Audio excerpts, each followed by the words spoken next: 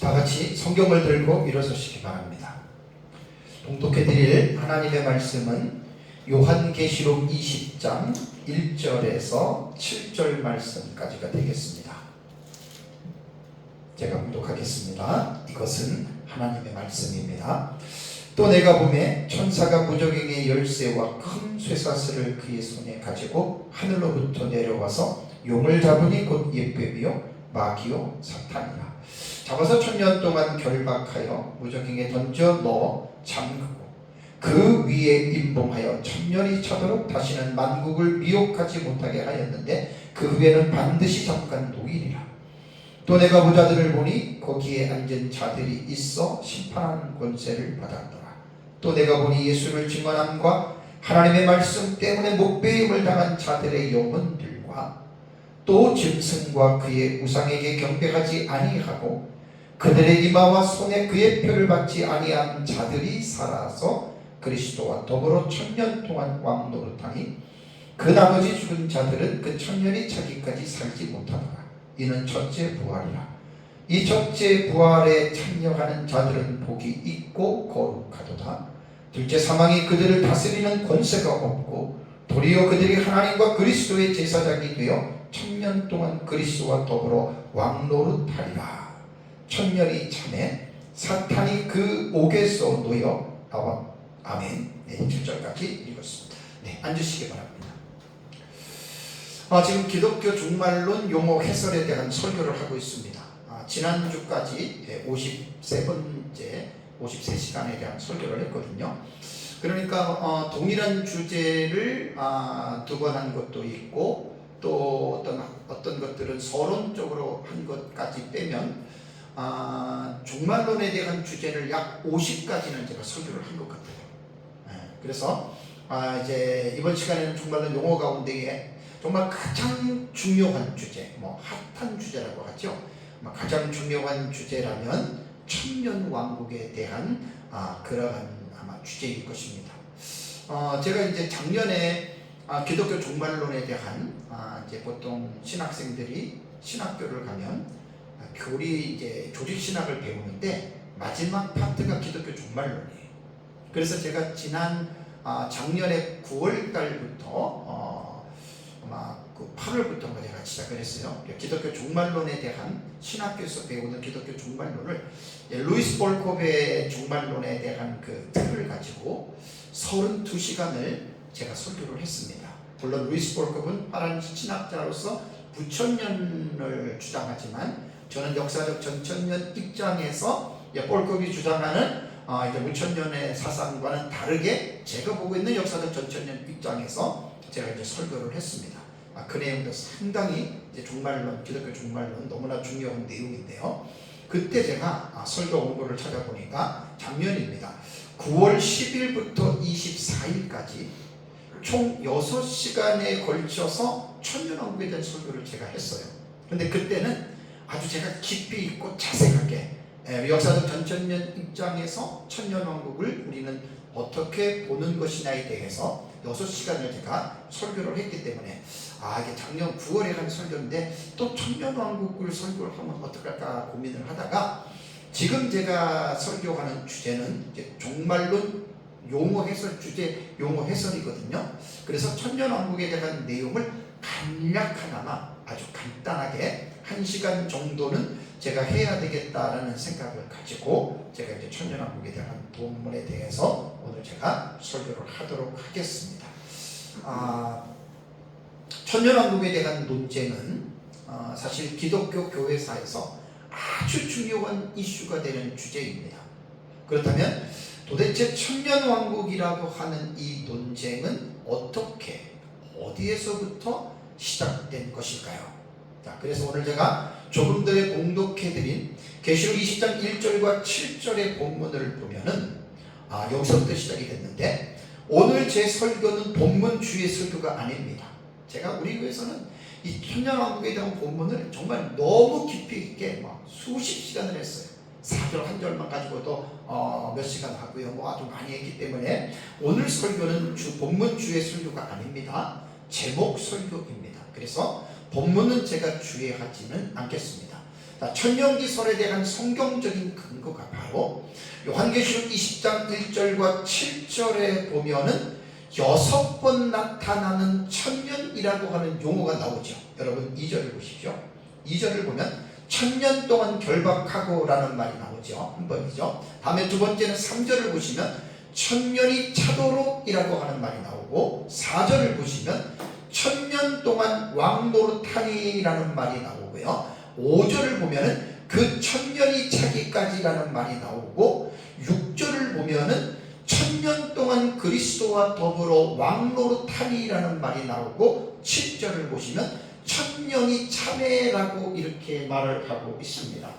그러면 천년입니다.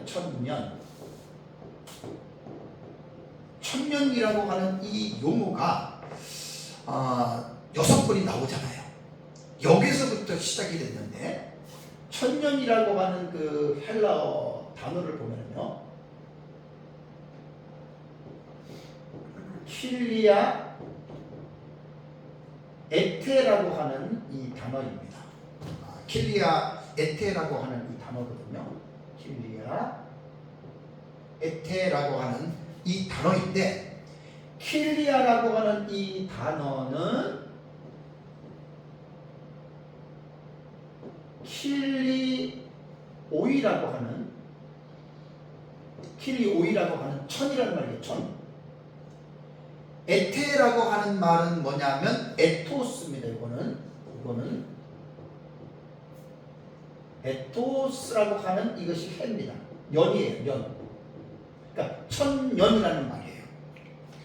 요 두 단어에서 천년이라고 하는 이 용어가 천년왕국으로 발전이 된 거예요. 그래서 천년왕국 그러면 되게 많이 천년왕국에서 뭐 말할 수 없이 기독교 안에서는 지금도 계속해서 논쟁이 끊이지 않고 여러 번 있습니다. 근데 이제 역사적으로 보면 계시록 20장 1절과 7절에 기록된 이 킬리아 에테라고 하는 천년에 대한 해석은 크게 두 가지 해석 방법으로 나누어집니다. 두 가지 해석 방법으로 나누어지는데, 천년이라고 하는 기간, 그리고 이 천년은 언제 일어나는지에 대한 요 부분에 대한 해석이 여러분 조금 다른 거예요. 그래서 천년에 대한 이 해석법, 천년기설이라고도 하고 천년왕국설이라고도 하는 이 천년기설이 기독교 역사를 통해서 2000년 교회 역사, 그 교회 역사 신학적인 입장에서 순서적으로 제가 발전된 과정을 여러분들에게 잠깐 말씀을 드리도록 하겠습니다. 첫 번째는 이 천년이라고 하는 킬리아 에테를 가지고 해석하는 무리가 제일 처음에 초대교부 시절에 나타난 이 해석 체계가 역사적 전천년주의라고 말을 합니다. 역사적 전천년이에요. 히스토리컬 프리밀레니얼리즘이라고 하죠. 역사적 전천년설. 자, 그렇다면 역사적 전천년설이라고 하는 이 사람들은 이 킬리아 에테 천년을 어떻게 해석을 했냐면, 초대 교부들 가운데에 아주 몇몇 그 유명한 교부들이 이 천년기설을 어떻게 해석을 했냐면, 킬리아 에테라고 하는 이 천년을 문자 그대로의 천년으로 해석을 했습니다. 그러니까 문자적으로 천년인데, 그렇다면 이 천년은 언제 이 천년기가 이루어지는가? 자, 그것은 잠깐 여러분들이 계시록 19장을 보십시오. 천년기설은 사실 19장과 20절을 연속적으로 보느냐 아니면 다르게 보느냐에 따라서 전천년과 부천년이 갈라지는 거예요. 계시록 19장 11절에서 21절의 내용이 6번째 대접이 쏟아질 때 예수님이 백만 타고 내려오시죠. 그죠? 그리고 아마겟돈에 모여있는 군대를 심판하죠. 그러니까 예수님의 재림에 대한 사건을 19장에서 마무리하고 20장으로 들어오면 킬리아 에테라고 하는 천년기가 나옵니다.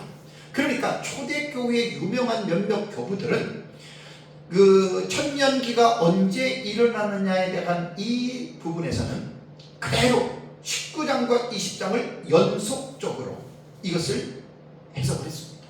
그러니까 예수님의 재림하고 천년기가, 천년왕국이 어디에서? 이 세상에서 있을 것이다 라고 이렇게 이야기했다는 보았던 성경 해석을 역사적 전천년주의라고 말을 합니다.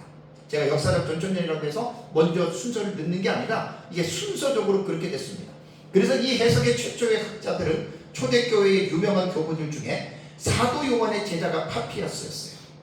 그 다음에 초대교부인 저스틴, 이레네우스, 터툴리안, 히폴리투스, 락틴티우스 같은 이런 유명한 초대 교부들이 이러한 역사적 전천년에 대한 종말론을 예수님 재림 이후에 이 땅에서 1000년 동안 이루어진다라고 해석을 했습니다.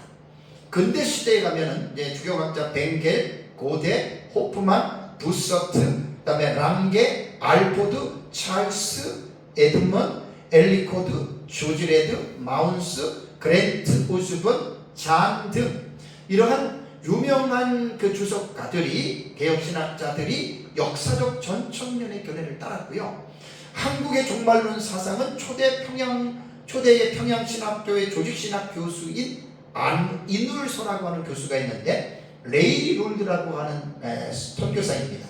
이분이 역사적 전천년설을 가르쳐서 이 역사적 전천년설을 이제 박형룡 박사님과 박윤선 박사님이 평양신학교에서 이 역사적 전천년의 종말론의 신학을 전수받은 거예요. 이제 그러고 나서 이제 박형룡 박사님이 프린스톤으로 유학을 떠나서 프린스톤에서 그 메이첸이라고 하는 스승을 만났는데, 메이첸은 무천년기설을 주장했어요. 그래서 메이첸의 이 개혁신학을 다 본받았지만 종말론에 있어서만큼은 메이첸의 무천년을 따르지 않고 이제 인울서 레이놀드 선교사로부터 받았던 역사적 전천년을 고수했고요. 그 다음에 이제 그 이후에 박윤선 박사님도 이제 미국에 가서 웨스트민스터 신학교를 이제 공부를 했는데, 그 웨스트민스터 신학교의 스승이 누구냐면은 메이첸이에요. 박형룡 박사님과 똑같아요. 근데 거기도 그대로 개혁신학을 물려받으면서도 박윤선 박사님은 전천년에 대한 이 종말론을 그대로 전수받고 그대로 가르친 거예요. 후에 이제 박윤선 박사님이 화란에 가서 또 신학을 했는데, 성경신학 공부를 하셨는데, 화란 신학이 무천년이거든요, 종말론이. 거기서도 흔들리지 아니하고 이제 우리 한국교회 두 분의 어른이십니다. 박형룡 박사님과 박윤선 박사님이 역사적 전천년기설, 그러니까 예수님 재림하면 이 세상에서 1000년 동안의 그리스도께서 다스리시는 왕국이 있다, 이렇게 믿었던 것을 역사적 전천년이라고 합니다. 두 번째의 이 역사 신학적으로 볼 때 무천년의 종말론에 대한 사상이 이제 이어지는데, 아밀레니언이즘이라고 말을 합니다. 아밀레니언이즘이라고 하는데, 이 천년을, 이 무천년을 어떻게 보냐면 문자적인 천년으로 안 봅니다. 그러니까 상징으로 본다는 거예요. 이 사상을 처음으로 주장했던 사람이 이제 오리겐으로 이제 학자들이 보고 있는데, 뭐 이것은 보는 학자들의 관점에 따라서 다를 수가 있습니다. 오리겐인데, 오리겐의 스승이 누구냐면 클레멘트라고 하는 자예요. 클레멘트 신학자예요. 이 사람들은 성경을 해석할 때 성경은 문자적으로 보지 말고 문자 이면에 숨겨져 있는 상징적인 의미를 찾아야 된다라고 주장했던 사람이고, 오리겐에 의해서 이루어진 성경 해석 방법 중에 하나가 알레고리 해석입니다. 물론 성경을 보면 알레고리의 해석, 그 상징의 해석 기법이 있는 부분들이 성경에는 있지만, 모든 성경을 상징의 알레고리로 해석한다고 하는 것은 완전히 이거는 문제가 많습니다. 신천지 이만희가 모든 성경을 창세기부터 계시록까지를 알레고리칼로 해석을 하는 거예요. 이건 정말 위험한 해석이에요. 그래서 오리겐은 사실, 오리겐의 이 알레고리의 해석은 개혁신학자들에게 별로 이것은 환영을 받지 못합니다. 심지어는 이단이라고 할 만큼의 어떤 유명한 신학자이기는 했지만, 이런 알레고리의 해석을 기독교가 받아들이게 되면 큰일 납니다. 그런데 이 알레고리의 해석법을 더 구체적으로 주장한 사람이 누구냐면, 초대교회 5세기에 가장 유명했던 초대교회를 꼽으라면 어거스틴입니다. 아우구스티누스라고도 이야기를 하죠. 어거스틴이 요한계시록을 해석하는 데에 있어서 이 알레고리의 해석을 가지고 천년을 해석하기 시작을 했습니다. 그래서 어거스틴은 그의 명저인 신의 도성, City of God이라고 하는 이 신의 도성에서 천년을 어떻게 어거스틴이 해석을 했냐면 예수님의 초림과 재림 사이까지입니다. 예수님의 초림부터 재림까지, 그러니까 신약 시대, 전 신약 시대를 클리어했던 천년기로 봤다는 거예요. 그러니까 완전히 전천년과 무천년은 여기에서 차이가 확연하게 다른 거예요. 이거는 대화를 할 수가 없는 해석법입니다. 그래서 어거스틴이라고 하는 이 유명한 학자가 5세기에 이 알레고리의 해석을 가지고 천년기를 해석하고 요한계시록의 종말론의 내용을 상징으로 해석함으로 인하여 어거스틴 이후부터 종교개혁 때까지는 거의 한 60, 70% 이상이 무천년의 해석이 중세시대를 지배하고 그것이 이제 오늘날까지 여러분 내려왔다라고 생각하면 됩니다. 천년왕국에 대해서는 제가 전에 다 이렇게 자세한 그 무천년, 전천년이 어떻게 오는지 대해서 여러분들에게 쭉 말씀을 드렸기 때문에 이제 이 부분에 대해서는 제가 더 이상 설명을 하지 않겠습니다. 그래서 이제 무천년은 이제 사탄의 결박도 영적으로 결박이 된다. 그다음에 성도의 왕적인 통치는 하나님의 나라 신약시대 전체다. 그래서 성도들이 왕노릇한다. 이제 이렇게 어거스틴은 해석을 했고요. 그 다음에 그리스도의 통치가 전천년은 예수 그리스도께서 재림 이후에 완전히 부활하신 예수님이 천년 동안 이 세상을 지배하는 데 반해서 어거스틴이 말한 무천년은 교회가 세속 도시를 영적으로 지배하는 것이다. 이렇게 해석을 했습니다.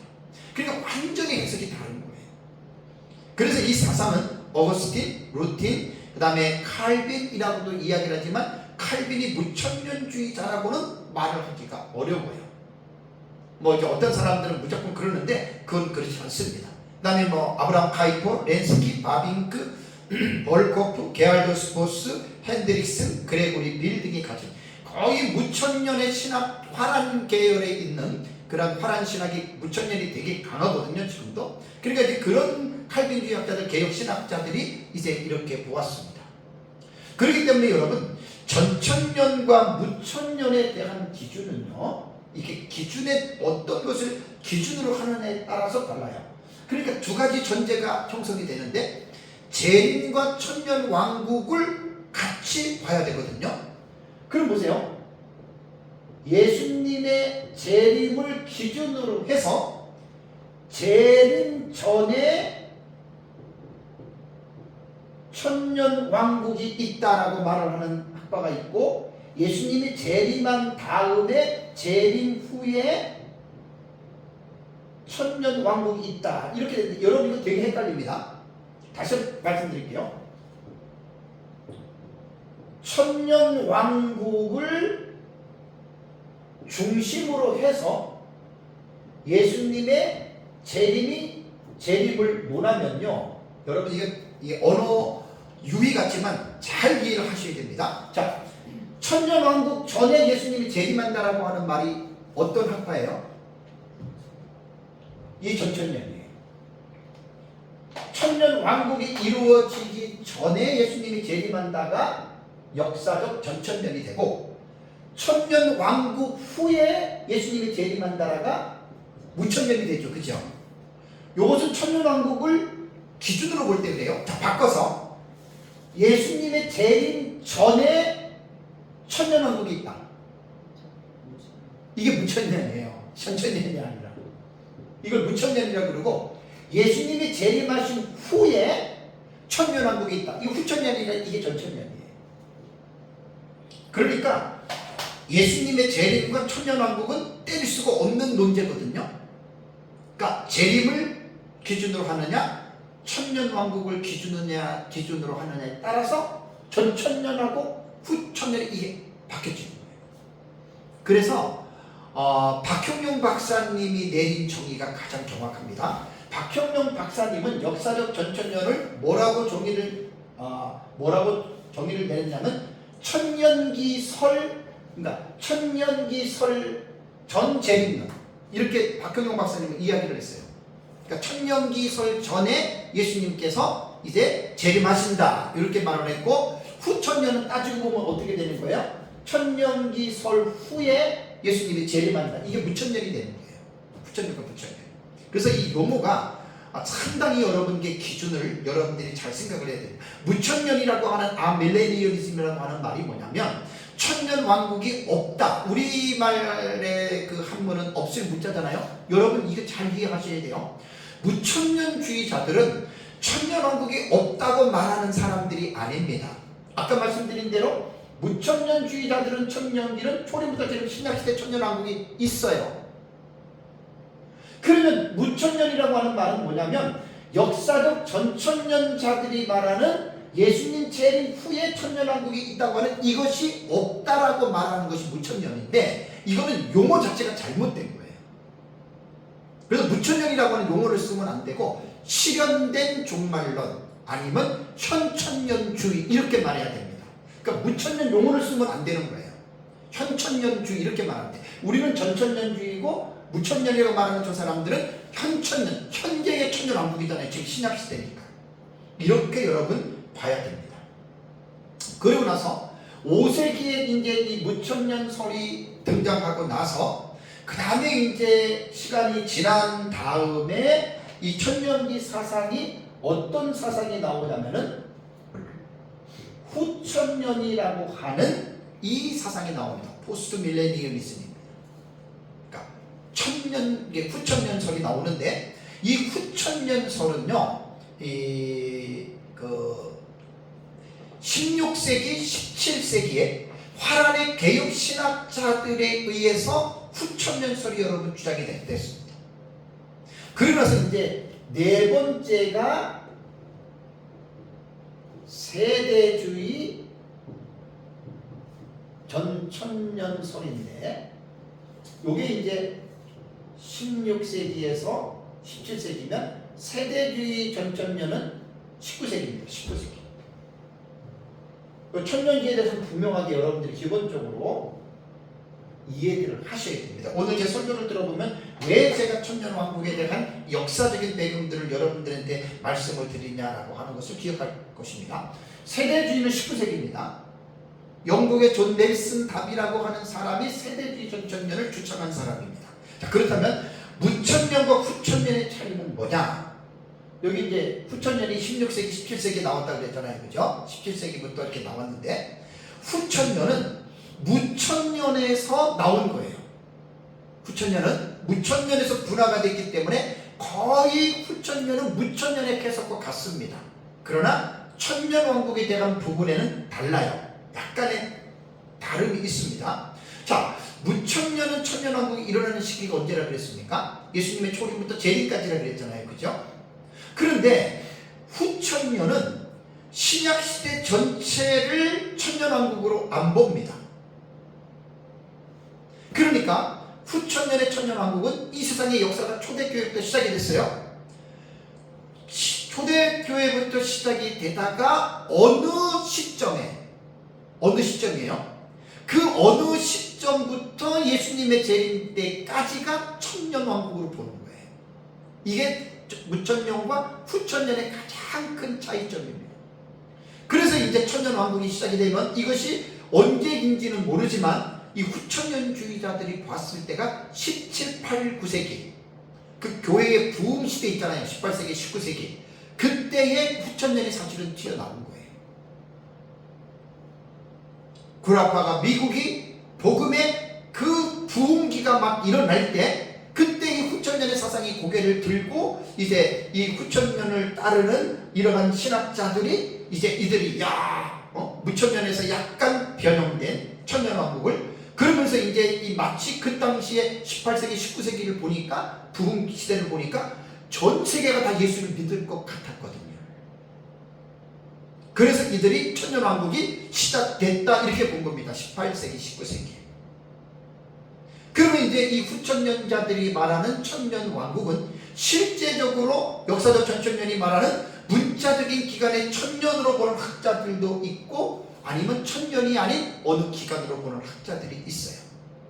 그리고 이것이 이제 무천년과 후천년의 차이가 천년 왕국에서 여러 가지 차이점이 있다라는 말입니다. 자, 후천년주의자들은 누가 봤냐면 조나단 에드워즈, 유명한 미국의 조나단 에드워즈, 그 다음에 찰스 하치, 스트롱 하치, 그 다음에 윌리엄, 그 다음에 쉐드, 그 다음에 로버트 댄리, 비비 워필드, 다 화란 신학자들이에요. 화란기요. 이런 사람들이 후천년설을 만들었는데, 후천년설은 1차 세계대전 1917년인가요? 19년인가요? 1차 세계대전이 일어나고, 그리고 이제 후천년이 멍했어요.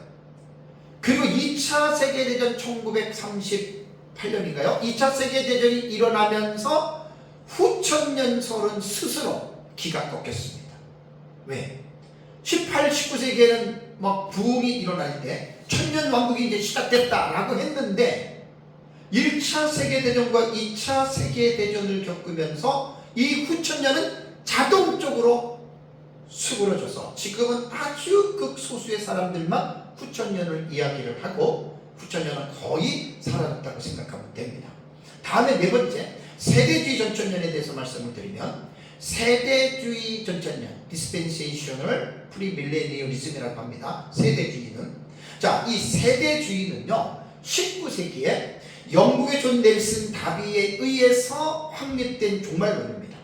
세대주의 전천년이라고 하는 이름에서 알 수 있듯이 이 세대주의 전천년은요 전천년 사상에서 출발한 거예요. 그래서 전천년을 붙인 거예요.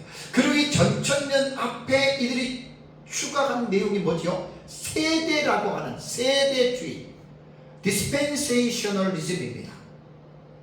그래서 이 존 넬슨 다비가 이 세대주의를 만들었는데, 다비는 이런 말을 했습니다. 세계사는 신의 섭리의 시대들이라고 하는 각기 다른 시대들로 나누어진다.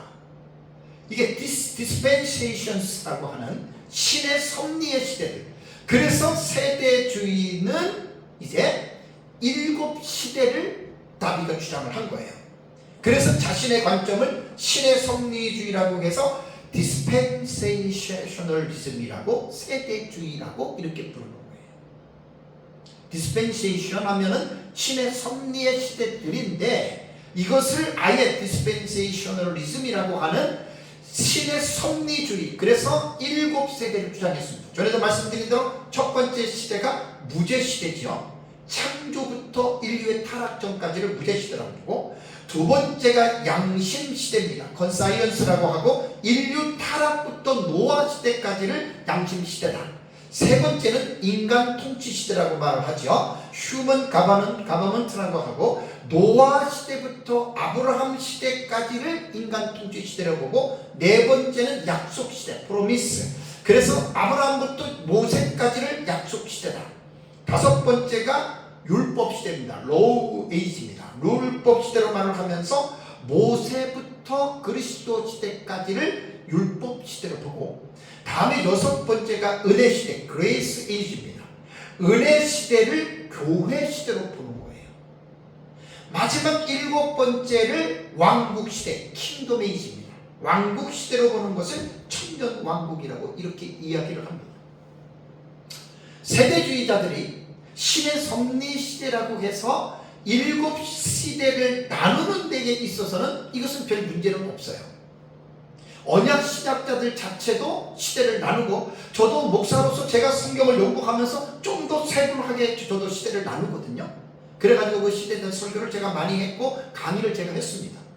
그러니까 꼭 세대주의자들이 말하는 7시대, 언약 신학자들이 말하는 그 어떤 시대만이 다가 아니고, 성경을 보는 사람의 입장에 의해서 그 시대는 줄어들 수도 있고 늘어날 수도 있는 거예요. 그러니까 세대주의자들이 말하는 이 시대를 구분하는 데는 별 문제가 없는데, 문제가 뭐냐면 세대주의자들은 이렇게 설명을 했습니다. 각 세대에 따른 구원론이 다르다라고 이렇게 말을 했습니다. 그래서 문제가 있는 거예요. 세대주의의 이 구원론은. 이 사상은 처음에 만든 존 넬슨 다비, 그 다음에 이제 블랙스톤, 그 다음에 스코필드, 그 다음에 파인버그, 체이퍼, 펜테코스트, 왈브르드, 찰스 라일리, 그 다음에 그 펜테코스트 아까 했죠. 그 다음에 린제이 등 이렇게 주장 주장하는, 지금도 이제 여러 사람들이 뭐 세대주의를 하는 사람들이 있는데 이렇게들 지금 주장을 합니다. 그러면 네 번째 세대주의 전천년이 이렇게 나왔다고 해도 따지고 보면 어떻게 되는 거예요? 후천년은 무천년에서 분화가 됐죠. 세대주의는 전천년에서 분화가 된 거예요. 그래서 세대주의의 종말론을 보면 역사적 전천년과 같은 것도 많고 비슷한 것도 많고 틀린 것도 많습니다.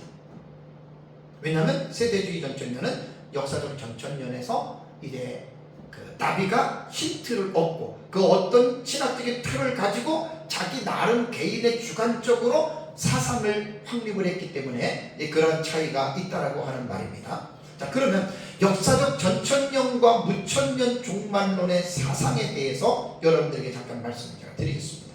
자, 역사적 전천년과 무천년의 사상은 천년 왕국을 보는 부분만 다른 것이 아닙니다. 천년 왕국만 다르다면 상관이 없는데 제가 종말론을 연구를 계속 하잖아요. 그런데 다른 게 아니라 종말론에 관한 성경을 보는 관점이 완전히 다릅니다. 완전히 다릅니다. 너무 다르기 때문에 이거는 사실 대화 자체가 불가능해요. 제가 여러분들에게 많이 말씀을 드렸어요. 그리고 많은 시간이 소요되기 때문에 여기에서는 역사적 전천년과 무천년의 종말론 사상이 다른 천년 왕국에 대한 요 주제 하나만 가지고 제가 지금 여러분들에게 말씀을 드리는 겁니다. 초대교회부터 시작된 천년 왕국의 논쟁은요, 중세기와 근대 시대와 현 시대에 이르기까지 아직도 이 전천년과 무천년의 천년 왕국론은 타협점을 찾지 못합니다. 계속 평행선입니다. 전천년과 무천년의 천년 왕국 사상은요, 예수님 재림하실 때까지 끝까지 평행선으로 갑니다. 절대로 이것은 타협이 될 수가 없고 대화 자체가 될 수가 없는 여러분 이러한 이제 구조를 가지고 있다라고 하는 말입니다. 그래서 역사적으로 보면 이 천년 왕국론으로 인해서 시대마다 많은 논쟁과 격돌이 있어 왔습니다. 제가 오늘 설교할 때는 자세한 것보다 더 중요한 부분을 말씀드리는데, 그렇다면 천년 왕국론은 제가 설교 제목에 달았듯이 천년 왕국이란 무엇이며 어떤 해석이 옳은가, 크게 두 가지만 생각하면 됩니다. 역사적 전천년의 해석이 옳은가 아니면 무천년의 해석이 옳은가, 이 문제를 해결하는 방안에 대해서 여러분들에게 말씀을 드리겠습니다. 자, 천년왕국에 대한 해석은요, 둘 중에 하나는 맞고 하나는 틀린 것은 분명합니다. 그렇다면 전천년이 맞을까요? 무천년이 맞을까요? 여기에서 이제 조심해야 됩니다. 저도 종말론 연구를 하면서 많은 분들하고 목회자들과 대화를 해봤어요. 제 생각이 좀 변화된 부분에 대해서 여러분들에게 말씀을 드리는데, 역사적 전천년과 무천년은 대화 자체가 불가능하다 그랬죠. 논쟁이 지금도 있죠. 그런데 해석상의 차이입니다. 그러니까 하나는 맞고 하나는 틀립니다. 해석장의 차이고, 그러면 여기서 왜 다툼과 분열이 일어나냐면 자기 것만 옳다고 하는 거예요. 전천년은 전천년대로, 무천년은 무천년대로 옳다고 하는 거예요. 이게 끝이 없다니까요. 예수님 재림할 때까지. 그래서 제가 종말론을 연구하면서 내린 결론은 이겁니다. 이것은 대화도 안 되고 타협도 안 되고 예수님의 재림 때까지 이건 갈 겁니다. 그러면 언제, 그러면 어느 사상이 옳은지에 대해서 결정이 나냐면 예수님 재림하면 딱 나타나요. 예수님이 재림해서 천년왕국이 있으면 전천년이 옳은 거고, 예수님이 재림하고 천년왕국이 없다면 무천년이 옳은 거예요.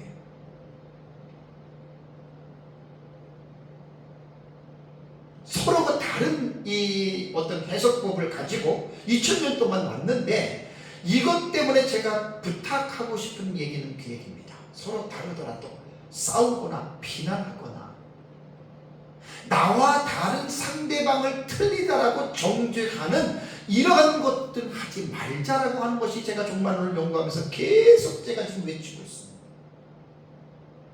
자기 것은 확실하게 가지십시오. 전천년이든 무천년이든 자기 것은 확실하게 갖지만 나와 다른 해석에 대해서 비난하거나 정죄하거나 싸우지 말자는 겁니다. 왜? 주님의 몸을 해치는 거예요. 제가 앞에서 말씀드렸잖아요. 역사적 전천년, 무천년, 후천년, 세대주의 신학자들 보십시오. 다 개혁 신학자들입니다. 훌륭한 개혁신학자들입니다. 종말론을 보는 입장에 따라서만 차이가 있을 뿐이지 다른 부분에 있어서 성경은 거의 똑같이 봅니다. 개혁신학자들.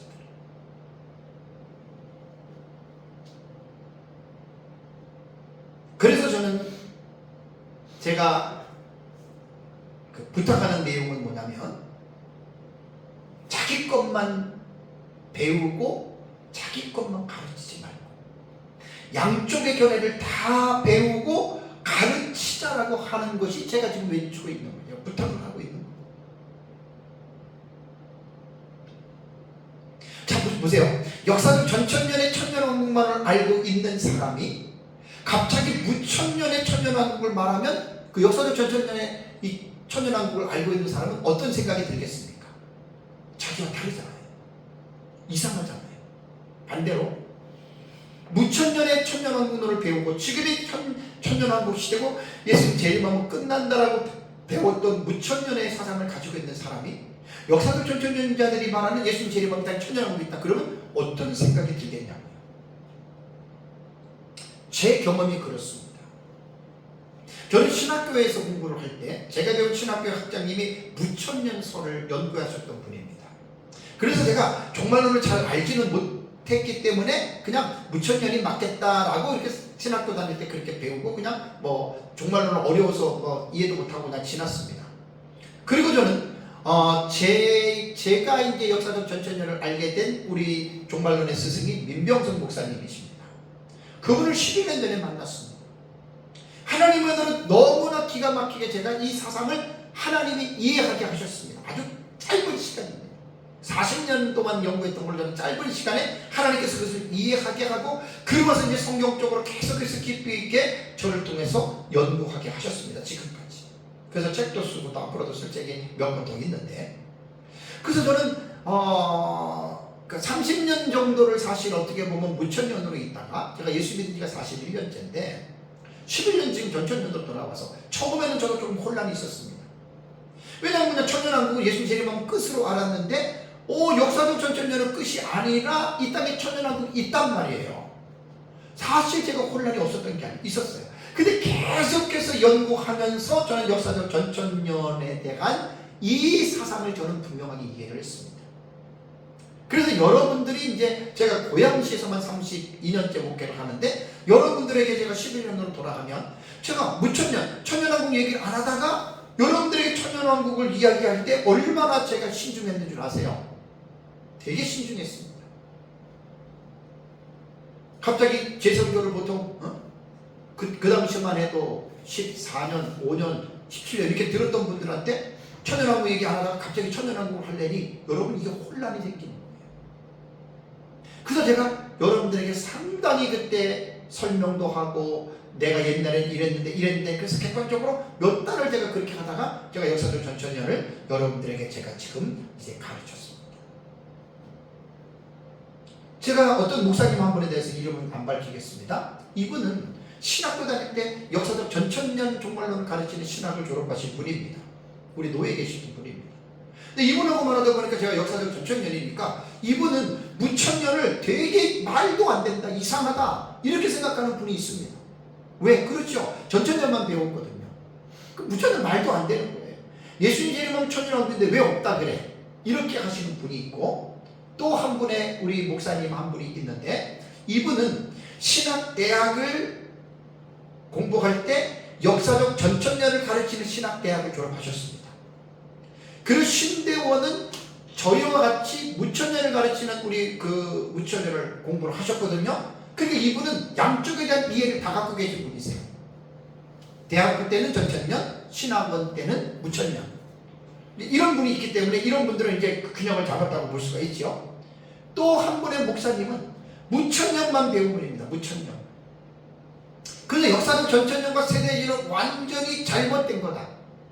어디 성경에 천년왕국이 나오느냐? 그 자기 생각이죠. 초대교부 유명한 근대시대와 현대시대의 유명한 주경학자들이 역사적 전천년주의자들이 성경에 없는 천년왕국을 만들어냈겠습니까? 아니잖아요. 그러니까 지금 문제가 뭐냐면 이렇게 하나만 배운 사람들, 하나만 알고 있는 사람들이 자기와의 생각이 다른 상대방에 대한 이 생각들을 받아들이지 못한다는 거예요. 이게 지금 문제입니다. 그래서 제가 권면하는 것은 뭐냐면, 목회자들에게 강의를 하면서도 제가 권하는 것은 뭐냐면, 하나만 가르치지 말고 두 개를 같이 배우라는 거예요. 목사님들은 전천년 하나만 가르치지 말고 무천년 하나만 가르치지 말고 같이 배워서 전천년과 무천년을 같이 성도들에게 가르쳐줘요. 하나만 알기도 힘든데 두 개를 배우면 더 힘들지요. 제 책이 그것에 대한 증명입니다. 제 책이 사실 1500페이지 분량입니다. 이 책이 분량으로는 1500페이지가 들어간 분량이 아주 내용이 많아요. 그래서 제가 객관적으로 쓴 거예요. 객관적으로.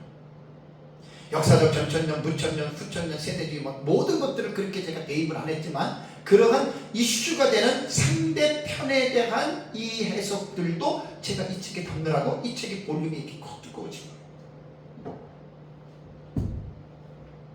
그래서 우리가 하나만 알고 내 것만 옳고 나와 다른 당신은 틀리다라고 하는 교육은 누구든지 하면 안 됩니다. 신학교 교수도 마찬가지고 목회하시는 목사님들도 마찬가지입니다. 하나만 가르치고 이것만 옳다고 그러면 교회가 분란이 생깁니다. 좀 높아지면서 말씀을 드리면 오해하면 안 됩니다. 제가 두 가지를 다 믿으라는 말이 아닙니다. 두 가지를 다 짬뽕해서 그렇게 말하는 건 그거 제일 싫어해요. 제가 부탁하는 거는 뭐냐면, 전천년이든 무천년이든 내가 믿는 것을 분명히 믿으세요. 그리고 내 것만 옳다고 주장하지 말고 다른 상대방에 대한 그 사상에 색안경을 끼고 보거나 그 사람을 비난하거나 정죄를 하지 말라는 겁니다. 천연왕국이나 종말론 때문에 같은 개혁신학을 가진 형제끼리 이것 가지고 서로 비난하고 정죄하면 여러분, 주님의 마음이 얼마나 아프겠습니까? 여러분, 이거 생각하셔야 됩니다. 그래서 제가 종말론을 연구를 하면서 미국의 성경신학자인 조지 레드 박사는 역사적 전천년주의자고요. 그리고 앤서니 후쿠마라고 하는 조직신학자는 무천년주의의 아주 유명한 대학자들입니다. 이 두 분은 서로가 다르죠. 무천년과 전천년이 서로가 다른데 이분들의 글을 제가 본 거예요. 특히 앤서니 후쿠마 같은 경우는 조지 레드 박사가 자기보다 더 위에 선배가 되는 것 같더라고요. 그러면서 상당히 레드 박사를 자기는 존경해요. 그런 성경신학자, 신약 성경신학자거든요. 그러면서 레드 박사가 말하는 역사적 전천년에 대한 그 예수님 재림하고 천년왕국하고는 나는 동의하지 않는다. 분명히 자기 사상을 밝혀요. 그러면서도 인격을 무시하거나 비난과 정죄를 하지 않더라는 거예요. 그래서 제가 오늘 천년왕국에 대한 어떤 해석이 옳은가에 대해서는 내가 전천년을 믿는다고 전천년이 옳다, 저는 이렇게 말하지 않는다는 거예요. 자기가 믿는, 나는 전천년이 옳다고 믿지만 그렇다고 다른 무천년에 대해서 비난과 정죄를 하지 말자는 겁니다. 피차가 마찬가지예요. 무천년주의자들. 가장 못된 사람, 못된 사람 조금 표현이 조금 좀 그런데 못된 사람이라고 제가 표현을 합니다. 못된 사람은 신학자든 목회자든 성도든 어떤 사람이 영적으로 못된 사람이냐면 자기의 것만 옳고 자기와 다른 것은 틀리다라고 말하는 사람. 나는 이 사람 못된 사람으로 봅니다. 박사든 학자든 상관없어요.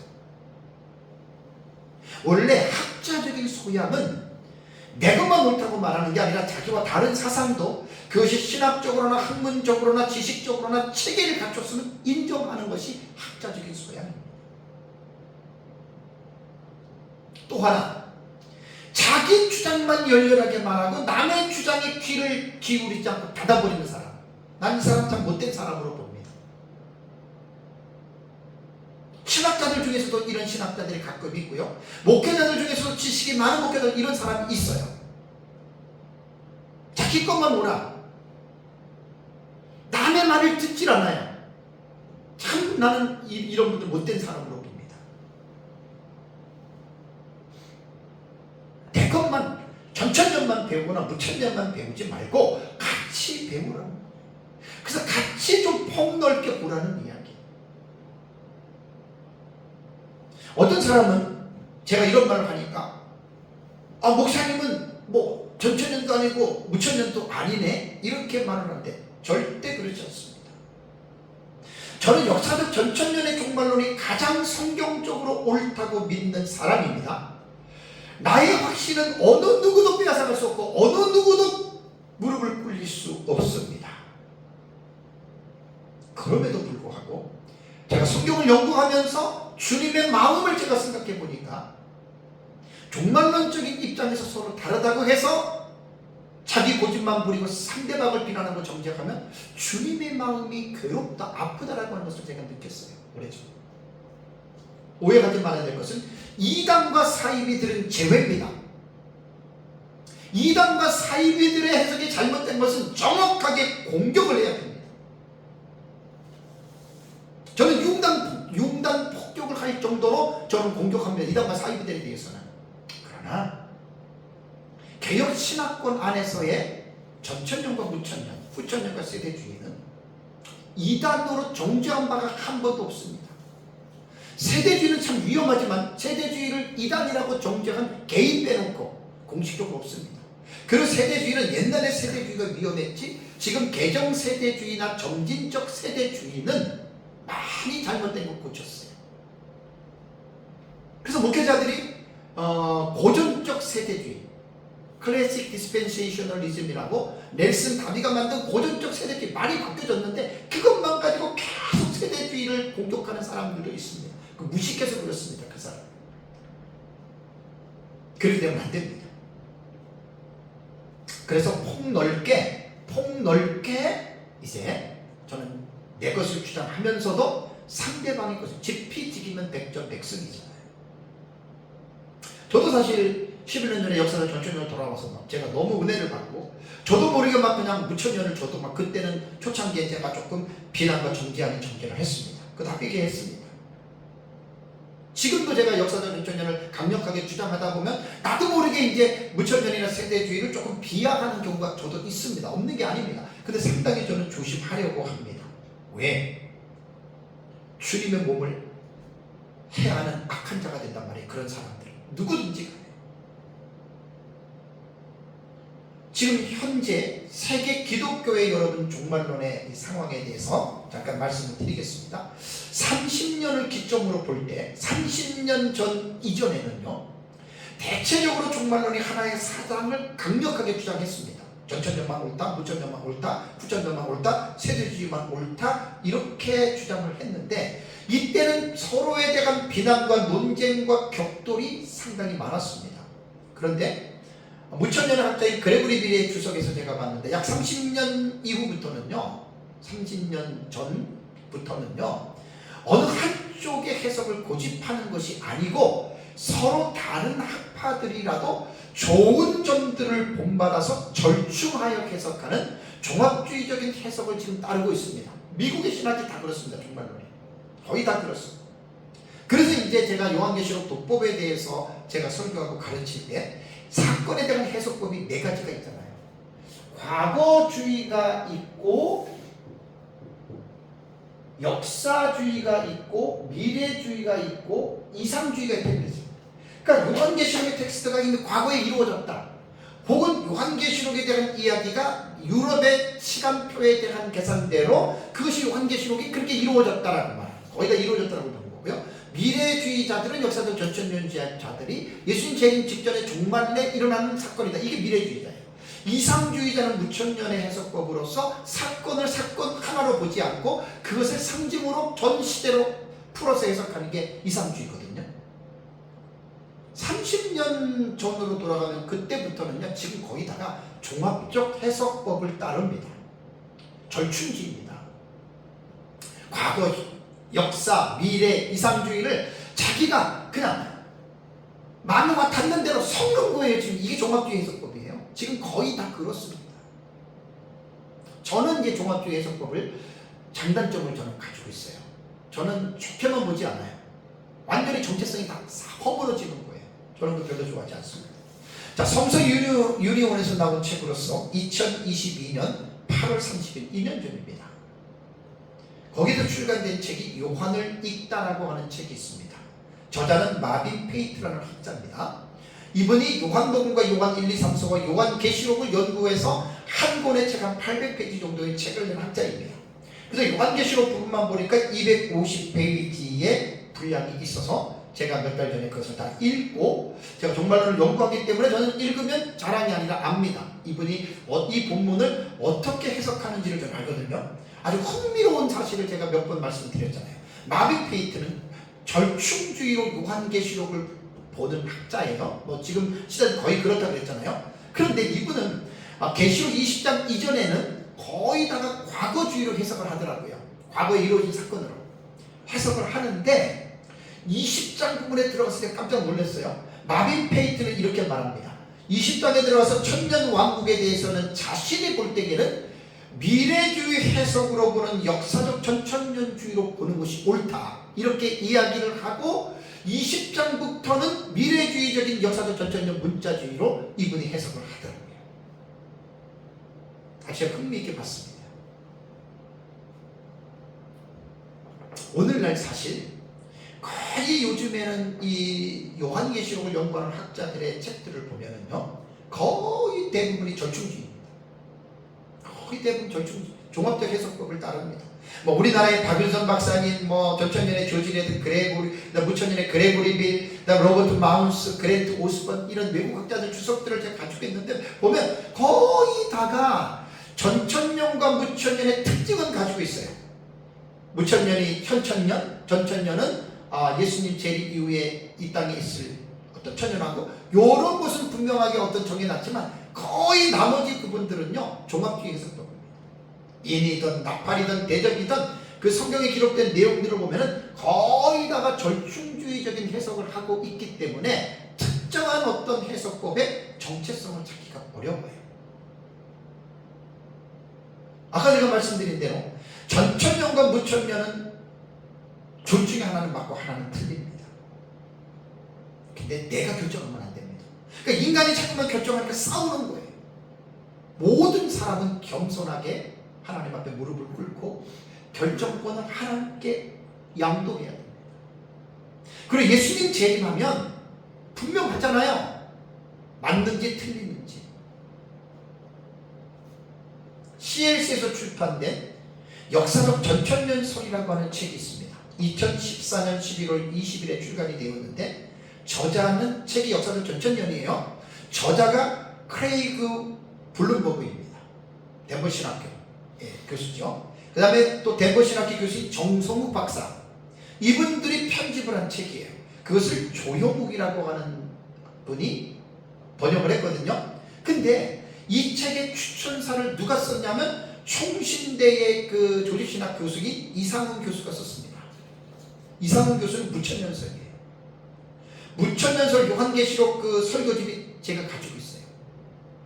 이상훈 교수 무천년이거든요. 그런데 아이러니하지 않습니까? 무천년설을 주장하는 사람이 역사적 전천년설의 추천사를 썼어요. 그분 한 번 딱 썼어요. 보니까 이제 정성욱 박사와 아주 친한 그런 고향 사람들이라고요. 근데 이분의 글을 여러분들에게 제가 소개해 주겠습니다. 이분은 추천서 이렇게 썼습니다. 본 추천인은 이상훈 교수 말합니다. 무천년설이 보다 더 성경적이라고 굳게 믿고 있어 본서에서 다루는 내용들에 충분히 동의하는 것은 아니다. 맞아요. 무천년설을 믿으면 그렇게 믿으시면 돼요. 그러면서 뭐라고 하냐면 두 입장에 서 있는 학자들은 서로 배척하지 않고 서로에게 충분히 배우고자 하며 상대가 제기하는 비판에 대하여 마음문을 열고 듣는 것이 바람직하고 아름다운 일이라고 생각한다. 추천사에 이상훈 교수 이렇게 썼어요. 저는 이런 걸 좋아한다는 말이에요. 자기가 가지고 있는 것은 분명하게 믿으세요. 그 상대방이 동화되라는 말이 아니거든요. 저는 그러면서 배척하지 말자는 거예요. 아까 말씀드린 대로 하나 알기도 힘든데 두 개 아는 건 더 힘들지요. 그래서 사람들이 종말론을 배우기가 어려워하는 것입니다. 사랑하는 성도 여러분, 천연왕국에 대한 내용은 요한계시록이 기록된 이후 지금까지 가장 논란이 되어 왔던 주제인 것입니다. 앞에서도 말씀드린 바와 같이 천년왕국에 대한 사상은 계시록 20장 1절에서 7절에 킬리아 에테라고 하는 천년이라고 하는 용어가 딱 6번 나와요. 킬리아 에테, 천년, 이 단어가 6번이 나오면서 이 킬리아 에테라고 하는 천년이 천년기설, 그 천년왕국론을 만든 거예요. 초대교회부터 오늘에 이르기까지 이 논쟁은 멈추지 않고 계속해서 여러분 진행 중입니다. 아까 말씀드린 대로 천년왕국의 논쟁은 예수님 재림할 때까지 절대로 타협이 없습니다. 완전한 평행선입니다. 아예 역사적 전천년에서 포기하고 무천년으로 가든지 아니면 무천년에서 포기하고 전천년으로 오든지 이거는 절대로 타협이 불가한 주제입니다. 예수님 재림 때까지 이렇게 갑니다. 그래서 예수님이 재림해야 천년왕국이 있으면 전천년이 맞고 없으면 무천년이 맞는 것인데 이때까지 피차가 겸손하게 겸허하게 내가 만들 거 너는 틀리다 이런 말은 하지 말자는 거예요. 지금 제 말은.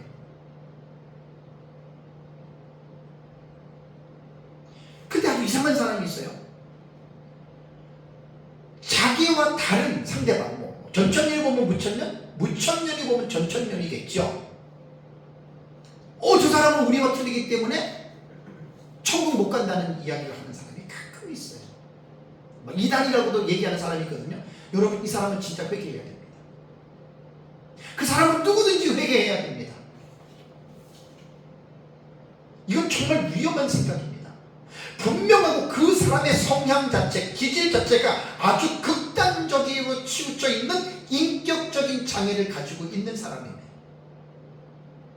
학자든 교수든 목사든 성도든 간에 제가 심리학을 오래전에 공부를 했기 때문에 아주 극단적으로 치우쳐서 극단적인 어떤 이 범위에 이렇게 머물러 사람이 있잖아요. 그 인격적인 장애입니다. 천년왕국에 대한 견해는요, 해석이 다른 거예요. 만약에 그래서 어떤 사람들은 계시록 21장에 보면 그거 나오죠. 22장이죠. 22장을 보면은 이 예언의 말씀을 예를 들어서 더하면 하나님이 두루마리에 기록된 재앙을 더할 것이고, 그 다음에 두루마리 예언의 말씀에는 제하여 버리면 그 사람은 또 천국에 못 들어간다, 이 말을 가지고 천년왕국도 얘기를 하는 거예요. 이건 정말 그 사람이 무식한 사람이에요. 제가 말씀을 드려볼까요? 자, 여기에 보면 예언의 말씀을 제하거나 더한다라고 하는 말은 뭐냐면 성경에 기록된 내용을 빼거나 붙이는 것을 말하는 거죠. 여러분, 무천년이 천년왕국이 없다 그러면 그것은 저주를 받는 거예요. 무천년 천년왕국이 있다고 하잖아요. 그죠? 그 다음에 역사적 전천년이 없는 천년왕국을 있다고 말하는 게 아니잖아요. 그대로 20장의 킬레에테라고 하는 천년을 보잖아요. 이것은 해석상의 차이일 뿐이지 계시록 22장의 18절과 19절을 해석상의 차이로 보지 아니하고 이것을 갖다가 이렇게 자기 해석이 다르다고 이렇게 엮는 사람들은 정말 무식한 사람이에요. 그래서 제가 마지막으로 부탁드리는 것은 2000년 동안 지금까지 천년왕국의 이 문제로 인해서 논쟁이 계속되어져 왔는데, 아까 말씀드린 대로 조지 레드 박사와 앤서니 후크마의 이 무천년과 전천년주의자들의 대학자들의 이 학자적 소양을 우리는 본받아야 돼요. 이상호 교수같이 전천년주의자들의 책도 무천년주의자들과 쓸 수 있으면서 자기의 소신을 확실하게 밝히고 나는 역사는 전천년에 동의하지 않지만 얼마나 여러분 아름다운 일입니까? 저는 이렇게 가자는 거예요. 그래서 예수님 재림 때까지는 누가 옳은지 틀린지는 예수님 재림하면 이루어지니까 서로 이것 때문에 서로가 등 돌리고 싸우고 서로가 이렇게 관계가 멀어지면 사탄이 그 사람에게 틈타 가지고 하나님의 교회를 흔든다라고 하는 것을 생각하시고 이 역사는 전천년이든 무천년이든 천년왕국에 대한 여러분들의 객관적인 이해를 가지고 상대방에 대해서도 여러분들이 배려하고 존중하면서 마지막 예수님의 재림을 바라보면서 믿음으로 승리하는 삶을 살아가시기를 주님의 이름으로 축복합니다.